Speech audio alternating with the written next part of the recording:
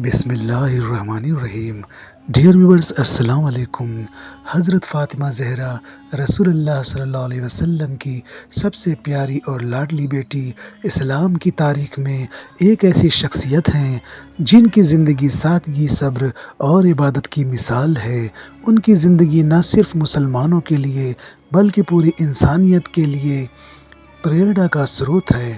حضرت فاطمہ، جنہیں زہرا اور بطول جیسے لقبوں سے نوازا گیا، پیغمبر کی بیٹی، حضرت علی کی جوزا اور حضرت حسن اور حسین کی والدہ تھی۔ ان کی زندگی کی خوبصورت داستان کو ہم آپ کے سامنے پیش کرنے جا رہے ہیں۔ میرے عزیز دوستوں، حضرت فاطمہ کا جنم مکہ میں 615 عیسوی لگ بھگ 5 ہجری سے پہلے ہوا تھا۔ ان کی والدہ حضرت خدیجہ تھیں، جو پیغمبر کی پہلی جوزا اور اسلام کی پہلی ماننے والی تھیں۔ فاطمہ کا بچپن مشکلات اور مصیبتوں کے بیچ گزرا، کیونکہ مکہ میں مسلمانوں پر قریش کا ظلم بڑھتا جا رہا تھا۔ پھر بھی ان کی تعلیم اور تربیت رسول اللہ صلی اللہ علیہ وسلم کی نگرانی میں ہوئی۔ فاطمہ اپنی والدہ کی طرح سادگی اور حیا کی مثال تھی۔ پیغمبر انہیں بے حد محبت کرتے تھے اور فرماتے تھے، فاطمہ میرے جگر کا ٹکڑا ہے۔ حضرت فاطمہ کا اپنے والد رسول اللہ صلی اللہ علیہ وسلم کے ساتھ رشتہ بہت گہرا تھا۔ پیغمبر انہیں ام ابیہا، اپنی والد کی ماں کہہ کر پکارتے، کیونکہ فاطمہ اپنی دیکھ بھال میں پیغمبر کی ماں کی طرح تھیں۔ جب پیغمبر نماز کے لیے مسجد جاتے تو فاطمہ ان کے کپڑوں کو جھاڑتی اور ان کی خدمت کرتی۔ ایک بار جب پیغمبر گھائل ہو کر جنگ سے لوٹے تو فاطمہ نے ان کے زخموں کو دھویا اور ان کی مرہم پٹی کی۔ ان کی یہ خدمت پیارے رسول اللہ کو بہت پسند آئی۔ میرے عزیز دوستوں، حضرت فاطمہ کا نکاح 2 ہجری میں حضرت علی سے ہوا۔ یہ نکاح سادگی کی مثال تھا۔ پیغمبر نے خود اس نکاح کو انجام دیا۔ فاطمہ کا مہر بہت سادہ تھا، جس میں کچھ ضروری سامان جیسے چٹائی، تکیہ اور پانی کا مٹکا شامل تھا۔ حضرت علی اور فاطمہ کی زندگی سادگی اور محبت سے بھری تھی۔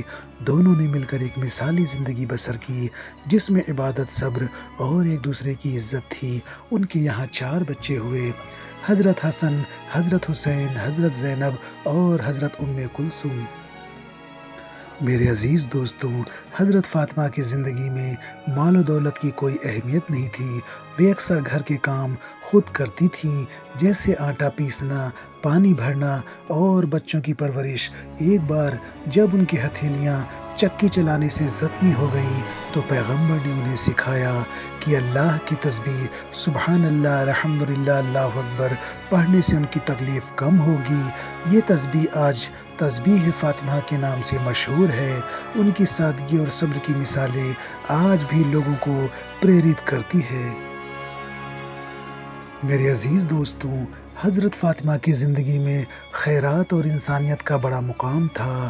ایک مشہور واقعہ ہے، ایک بار فاطمہ نے 3 دن تک روزہ رکھا، لیکن ہر دن افطار کے وقت کوئی بھوکا یا یتیم ان کے دروازے پر آ گیا۔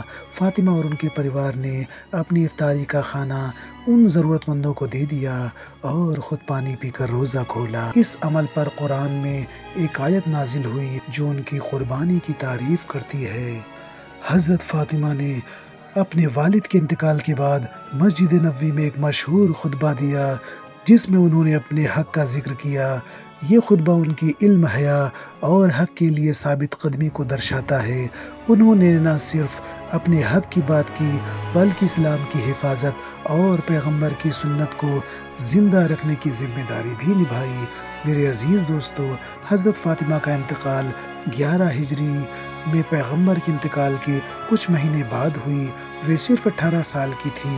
ان کی وفات نے پورے مدینہ کو غم میں ڈبو دیا۔ حضرت علی نے ان کی وصیت کے مطابق انہیں رات میں دفنایا۔ ان کی قبر کی جگہ آج بھی ایک راز ہے جو ان کی سادگی اور حیا کو درشاتا ہے۔ ان کی وراثت ان کے بچوں، خاص کر حضرت حسن اور حسین کے ذریعے آج بھی زندہ ہے۔ میرے عزیز دوستوں، حضرت فاطمہ کی زندگی سادگی، صبر اور عبادت کی مثال ہے۔ وہ پیغمبر کی لاڈلی بیٹی، حضرت علی کی زوجہ اور امام حسن اور حسین کی والدہ تھیں۔ ان کی زندگی ہمیں سکھاتی ہے کہ سچائی، انسانیت اور اللہ کی عبادت ہی زندگی کا اصل مقصد ہے۔ ان کی خدمات، خیرات اور حق کے لیے ثابت قدمی آج بھی دنیا بھر کے مسلمانوں کے لیے پریرنا ہے۔ حضرت فاطمہ کی داستان ایک ایسی چمکتی ستارہ ہے جو راستہ دکھلاتا ہے پوری کائنات کو۔